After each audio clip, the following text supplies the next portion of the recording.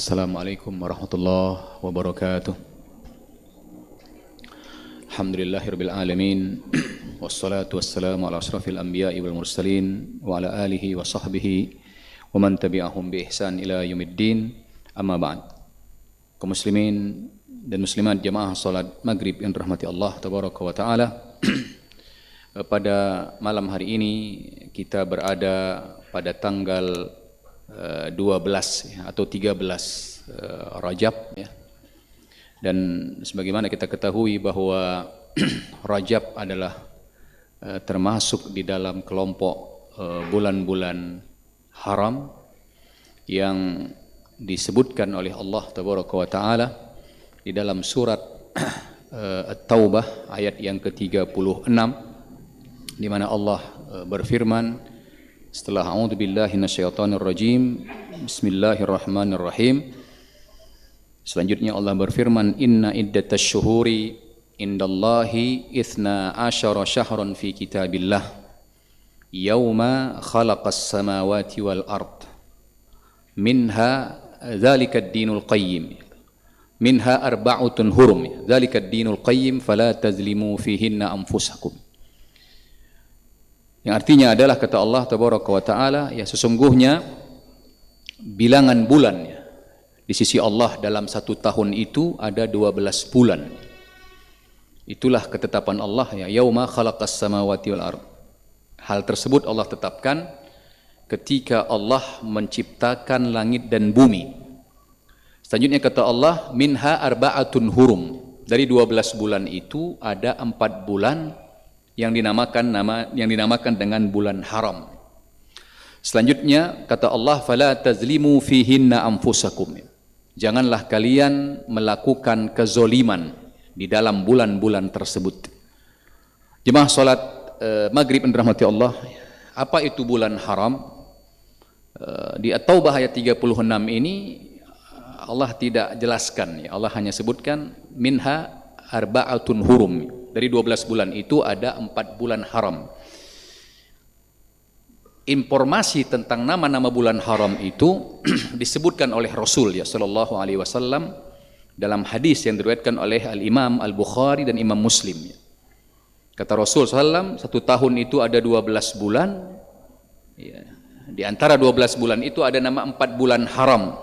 Selanjutnya kata Rasulullah, apa bulan haram itu? Kata Rasulullah, Zulqa'dah, ya Zulhijjah, ya Muharram dan Rajab. Zulqa'dah itu bulan ke-11 ya, ini bulan-bulan Hijriyah. Zulhijjah itu bulan ke-12 dan Muharram itu bulan pertama. Wa Rajab Mudhar ya, dan Rajab itu terpisah karena dia berada pada urutan yang ke-7. Ya, jadi ini 4 bulan.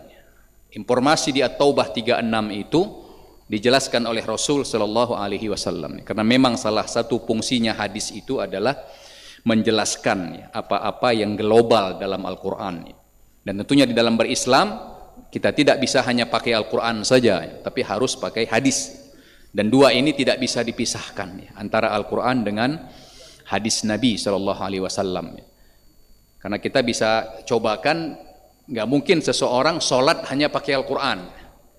Nggak ada dirinci bagaimana cara sholat dalam Al-Quran itu. Yang ada dirinci di dalam hadis ya Nabi Shallallahu Alaihi Wasallam ya. Maka nggak benar kalau orang hanya pakai Al-Quran saja dalam berislam tapi tidak mau pakai hadis. Dan ini bisa kita buktikan. Nggak bisa dia mempraktikkan agama ini kalau hanya pakai Al-Quran saja. Harus pakai penjelasan hadis Nabi Shallallahu Alaihi Wasallam. Bahkan kita juga masih butuh penjelasan ya para ulama kita ya untuk memahami makna-makna ayat-ayat Al-Quran dan hadis-hadis Nabi Sallallahu Alaihi Wasallam. Jemaah salat maghrib yang dirahmati Allah, sehingga Rajab ini masuk di kelompok bulan haram. Apa informasi penting berkaitan dengan bulan haram ini? Kata Allah di akhir At-Taubah 36 tadi, fala tazlimu fihinna anfusakum. Jangan kalian melakukan kezoliman. Maksudnya jangan kalian berbuat kemaksiatan di bulan-bulan tersebut.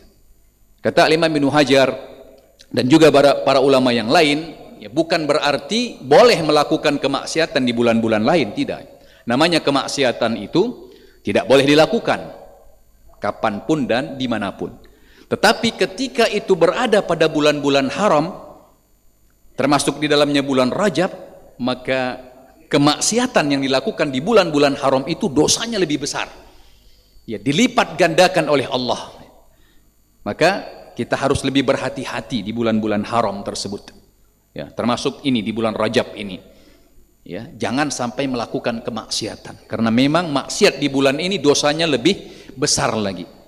Kata Ibnu Abbas, ketika Allah memperberat azab, melipat gandakan dosa dari perbuatan maksiat di bulan-bulan haram tersebut, begitu jugalah Allah melipat gandakan pahala dari amalan kebaikan yang dilakukan di bulan-bulan haram tersebut, termasuk di dalamnya di bulan Rajab. Ya. Maka para ulama kita sangat mengingatkan berkaitan dengan bulan-bulan haram ini, hendaknya kita lebih semangat beribadah, lebih semangat melakukan ketaatan kepada Allah. Ya, terutama berkaitan dengan amalan-amalan wajib, salat 5 waktu. Kalau di luar bulan-bulan haram kita jaga salat 5 waktu kita, apalagi yang laki-laki berjamaah ke masjid, maka di bulan haram ini lebih semangat lagi. Kenapa? Pahalanya berlipat ganda. Ya, dan kita sangat butuh kumpulan poin-poin pahala tersebut untuk kita menghadapi perjalanan akhirat kita. Perjalanan akhirat itu perjalanan yang cukup panjang. Kalau kita ibaratkan kita akan melakukan perjalanan ke Jakarta saat sekarang ini, dan kita punya masa tinggal di Jakarta katakan setahun, saya yakin tidak ada di antara kita yang persiapannya biasa-biasa. Pasti dia akan persiapan maksimal. Kenapa? Saya mau ke Jakarta. Apalagi saya harus tinggal di Jakarta selama 1 tahun. Itu ke Jakarta untuk setahun. Bagaimana kalau ternyata kita akan berangkat menuju kampung akhirat? Perjalanan yang sangat panjang, bahkan tidak pernah kembali lagi. Gak akan mungkin kita main-main di dunia ini. Pasti kita akan semangat, betul-betul semangat mempersiapkan bekal. Apalagi saat sekarang ini kita berada pada bulan haram, di mana Allah membuka, melipat gandakan pahala dari amalan-amalan kita. Oleh sebab itu saya mengajak diri saya pribadi dan kita semua, mari kita tingkatkan ketaatan kita kepada Allah. Apalagi ini berada pada bulan haram. Amalan-amalan wajib kita jangan sampai kendor. Ditambah lagi dengan amalan-amalan sunnah.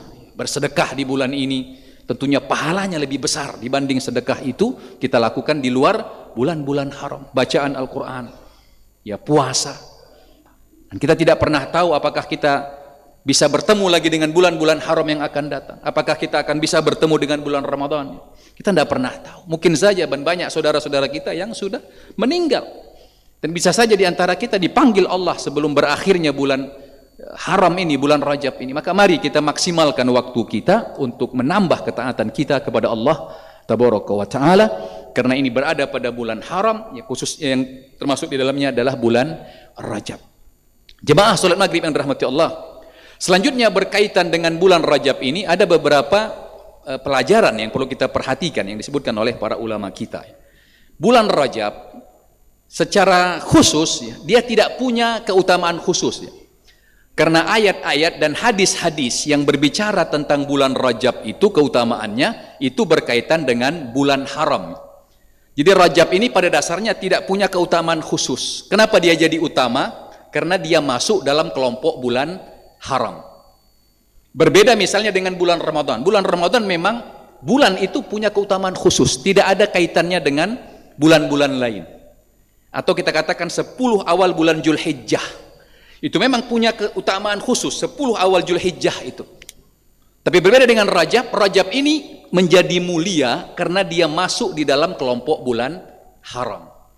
Secara khusus Rajab sendiri tidak ada keutamaan khususnya. Maka nanti para ulama kita menyebutkan, banyak hadis-hadis yang menyebutkan tentang keutamaan bulan Rajab secara khusus. Tapi para ulama kita mengatakan, termasuk Al-Imam Ibnu Hajar Al-Asqalani, salah seorang ulama besar dalam ilmu hadis, dan juga salah seorang ulama besar dalam mazhab Syafi'i. Beliau menulis buku yang bernama Tabyinul Ujab bima warada fi fadli syahri Rajab. Mengungkap tentang keanehan-keanehan, kata beliau, tentang hadis-hadis yang menunjukkan keutamaan khusus bulan Rajab. Beliau kumpulkan hadis-hadis yang bicara khusus tentang keutamaan bulan Rajab. Kata beliau, hasil penelitian beliau, hadis-hadisnya rata-rata lemah dan bahkan ada yang maudhu'. Ini hasil penelitian Al-Imam Ibnu Hajar ya, Al-Asqalani. Sehingga kebanyakan hadis-hadis yang beredar itu, kata beliau, adalah hadis-hadis yang lemah, yang tidak bisa dijadikan sandaran.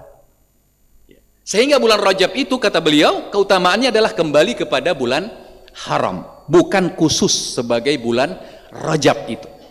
Nah, bagaimana kesimpulannya? Kalau kita mau mengagungkan bulan Rajab ini, memaksimalkan ibadah di dalamnya, silahkan.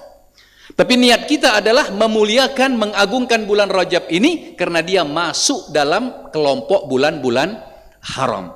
Artinya, ketika kita semangat di bulan Rajab ini, juga nanti kita semangat di bulan-bulan haram yang lainnya.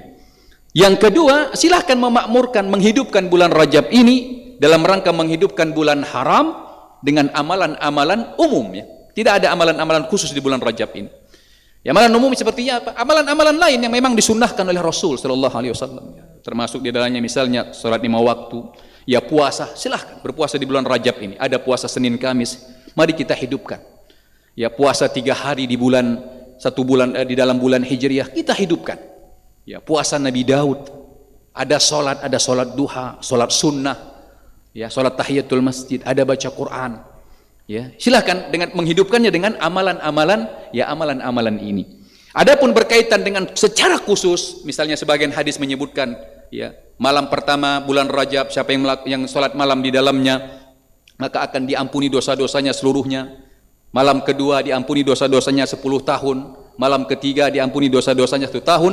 Kata Imam Ibnu Rajab, ini adalah hadis yang lemah, tidak bisa dijadikan sandaran.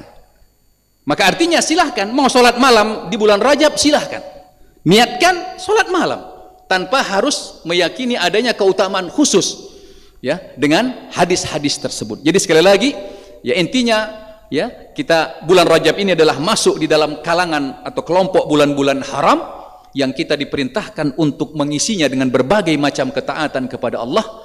Ya, adapun bulan Rajab ya secara khusus, maka dia tidak memiliki kekhususan dan tidak ada ibadah-ibadah khusus ya yang diajarkan oleh Rasul sallallahu alaihi wasallam untuk kita lakukan di bulan Rajab, tetapi silahkan melakukannya dengan amalan-amalan yang memang secara umum diperintahkan oleh Rasul sallallahu alaihi wasallam. Demikian, mudah-mudahan bermanfaat. Semoga Allah jadikan kita hamba-hambanya yang senantiasa berusaha untuk taat kepada Allah dengan mengikuti Rasul sallallahu alaihi wasallam dan senantiasa berusaha menjauhkan diri kita dari bermaksiat kepada Allah, apalagi ini berada pada bulan-bulan haram. Demikian, semoga bermanfaat. Subhanakallah wa bihamdik, asyhadu an la ilaha illa anta, astaghfiruka wa atubu ilaik. Wassalamualaikum warahmatullahi wabarakatuh.